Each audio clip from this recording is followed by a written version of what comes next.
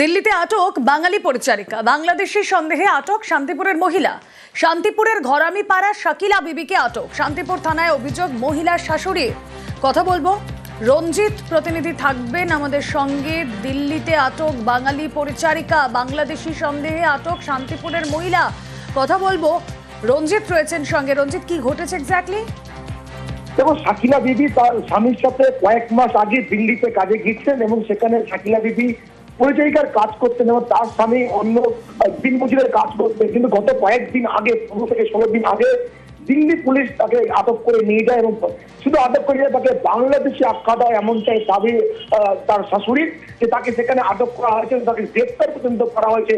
তো সেখান থেকে জানানো হয়েছে ভারতীয় নথিপত্র যে স্থানীয় থানা থেকে পাঠানো হয় সেই ক্ষেত্রে তাকে ছেড়ে দেওয়া হবে। এবং এই বৃদ্ধা শাশুড়ি তিনি আজ শান্তিপুর থানার দ্বারস্থ হয়েছেন সমস্ত নথিপত্র নিয়ে, এবং তিনি চাইছেন দ্রুততার সাথে তার যে বৌমাকে যাতে ছেড়ে দেওয়া হয় সে ব্যবস্থা করতে দ্বারস্থ হয়েছেন। অন্যদিকে বৌমাকে গ্রেফতারের খবর পেতে কিন্তু তার ছেলে সেখান থেকে পালিয়ে যায় বলে এমনটাই দাবি করা হচ্ছে। তবে এখনো পর্যন্ত সমস্ত নথি জমা করা হয়েছে শান্তিপুর থানা এবং ইতিমধ্যে পুলিশের তৎপরতা শুরু হয়েছে। দিল্লিতে যে আটক মহিলা তাকে ছাড়াতে কিন্তু পরিবারের পক্ষ থেকে যথেষ্ট তৎপর হয়েছে। বেশ, বাংলাদেশি সন্দেহে আটক শান্তিপুরের মহিলা। কিছুদিন আগে স্বামীর সঙ্গে দিল্লিতে কাজ করতে যান তিনি। শান্তিপুরের ঘরামি পাড়া শাকিলা বিবিকে আটক করে রাখা হয়েছে। বাংলাদেশি সন্দেহে আটক শান্তিপুরের মহিলা।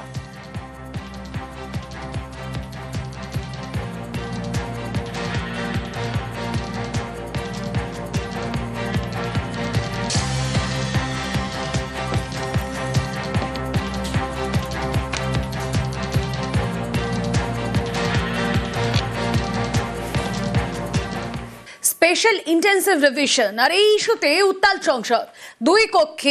সংসদের দুই কক্ষেই বিরোধী সাংসদদের তুমুল হই হট্টগোল। ওয়েলে নেমে বিক্ষোভ, মুলতবি হয়ে যায় লোকসভা রাজ্যসভা। সংসদের বাইরেও বিক্ষোভে বিরোধীরা। দুই কক্ষেই বিরোধী সাংসদদের তুমুল হই হট্টগোল। কথা বলবো, মৈত্রেয়ী ভট্টাচার্য রয়েছেন সঙ্গে। মৈত্রেয়ী, আজকে লোকসভায় আলোচনা হওয়ার কথা ছিল অপারেশন সিঁদুর নিয়ে, কিন্তু তার আগেই বিরোধীরা তারা এসআইআর ইস্যুতে তারা তাদের বিক্ষোভ দেখান। একেবারে অধিবেশন শুরুর আগে মকতারের বাইরের সমস্ত বিরোধী দল একত্রিত হয়ে তারা বিক্ষোভ দেখান এবং তারপর অধিবেশনে একেবারে দুই কক্ষের ভিতরে গিয়ে হাতে প্ল্যাকার্ড নিয়ে ওয়েলে নেমে বিক্ষোভ দেখাতে থাকেন বিরোধীরা এবং তার জন্য দফায় দফায় মুলতবি করে দেওয়া হয় অধিবেশন।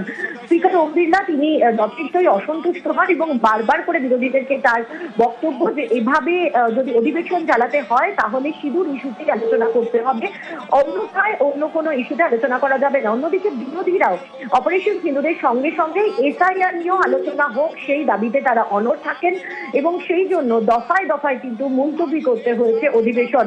বেলা 2টো পর্যন্ত এখন ফের অধিবেশন মুলতবি রয়েছে।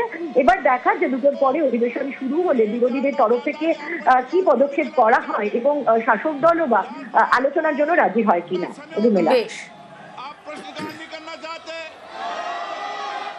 सदस्यों का समय होता है, आप प्रश्नकाल नहीं करना चाहते, आखिर क्यों प्रश्नकाल स्थगित करा रहे हो? आप क्यों सदन के अंदर नारेबाजी, तख्तियां, पर्चा फेंक रहे हो? ये सदन के अंदर मर्यादा आपकी? देश देखना चाहता है कि आप नियोजित तरीके से सदन को बाधित करते हैं, संसद की मर्यादाओं को गिराते हैं, आप चर्चा नहीं करना चाहते, आप मुद्दों पर विषय नहीं रखना चाहते, प्रश्नकाल पर माननीय सदस्यों को बोलने नहीं देते। आपने प्रश्नकाल को नियोजित तरीके से बाधा पहुंचाई, तख्तियां लहराई, पर्चे फेंके, नारेबाजी करी। सदन की कार्रवाई आज 12 बजे तक के लिए स्थगित की जाती है। ऑल पार्टी का ये मतदाकी ऑपरेशन सिंदूर का चर्चा आज 12:15 पे शुरू होना था। उससे 10 मिनट पहले ऑपोजिशन पार्टी एक नया मुद्दा लेके आते हैं कि सरकार ऑपरेशन सिंदूर चर्चा से पहले एक लाइन ऑफ कमिटमेंट दे दो कि इसके बाद एसआईआर मुद्दे पर चर्चा होगी। पार्लियामेंट ऐसे नहीं चलता है। ये कांग्रेस पार्टी और ऑपोजिशन पार्टी ऑपरेशन सिंदूर चर्चा से भागने के लिए अब रास्ता ढूंढ रहे हैं। ये तो ठीक नहीं है, अब ये धोखा है। অপারেশন সিঁদুর ফাইলটা ইস্যু করে একটা প্রতিশ্রুতি দিন যে এরপরই এসআইআরটা ডিসকাশন হবে, আর তো কিছু না। সেটা বলতে কি লাগছে? এসআইআর তো এখন সবচেয়ে ইম্পর্টেন্ট ইস্যু। এসআইআর এর জন্য সবাইকার ভোটের নাম কেটে যাচ্ছে, এটা হয় নাকি? ইলিগাল ভাবে সমস্ত নাম কেটে যাচ্ছে। এসআইআর ডিসকাশন আগে ছিল ভোটার সরকার ঠিক করবে, এখন সরকার বলছে আমি ভোটার ঠিক করবো, আমাকে ভোট দেবে তার ভোটার ঠিক করবো। चाहते हैं तो देश जानना चाहता है कि आप प्रश्नकाल क्यों नहीं चलाना चाहते। 10 महत्वपूर्ण का समय होता है, आप प्रश्नकाल नहीं करना चाहते, आखिर क्यों प्रश्नकाल स्थगित करा रहे हो आप? क्यों सदन के अंदर नारेबाजी? माननीय सदस्य, ভোটার তালিকা সংশোধনের নামে নাগরিকত্ব যাচাই, বেছে বেছে ভোটারের নাম বাদ। বিহারের এসআইআর ঘিরে হাজারো বিতর্ক, নির্বাচন কমিশন যদি কোনো অভিযোগই মানতে নারাজ।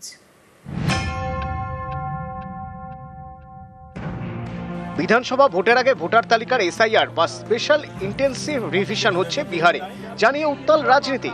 কিন্তু ভোটের আগে ভোটার তালিকা সংশোধন তো হয়েই থাকে, তাহলে এই এসআইআর নিয়ে এত হইচই কেন? কারণ অনেকের দাবি বিহারে ভোটার তালিকা সংশোধনের নামে নাগরিকত্ব যাচাই করা হচ্ছে। নির্বাচন কমিশনের নির্দেশ, যারা 1987 থেকে 2004 মধ্যে জন্মেছেন তাদের মা বাবার মধ্যে কোনো একজনের জন্ম তারিখ ও ভারতে জন্মের প্রমাণ দিতে হবে।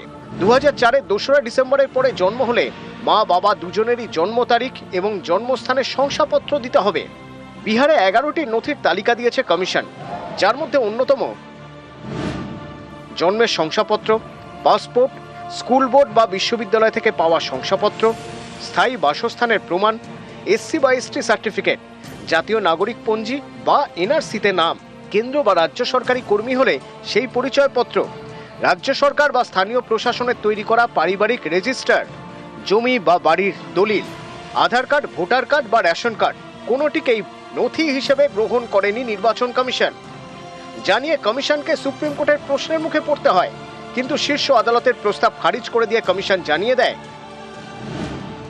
আধার কার্ড, রেশন কার্ড হোক বা ভোটার কার্ড, কোনো একটি কার্ডের উপর ভিত্তি করে ভোটার তালিকায় নাম তুলে দেওয়া সম্ভব নয়। সুপ্রিম কোর্টে মামলা চলছে, তারই মধ্যে এসআইআর এর প্রথম দফার কাজ শেষ হয়েছে। 1 আগস্ট খসড়া ভোটার তালিকা প্রকাশ, বাদ যেতে পারে 65 লক্ষ ভোটারের নাম। কমিশনের দাবি, এদের কেউ মৃত, কেউ আবার পাকাপাকিভাবে অন্য কোথাও চলে গিয়েছেন, অনেকের নাকি বাড়ি গিয়ে খোঁজ মেলেনি। বিজেপি বিরোধীরা যদিও কমিশনের যুক্তি মানতে নারাজ, তাদের দাবি বেছে বেছে ভোটারের নাম বাদ দেওয়া হচ্ছে। বিতর্ক চলছে, সেই সঙ্গে বাড়ছে রাজনীতির উত্তাপ। নিউজ 18 বাংলা।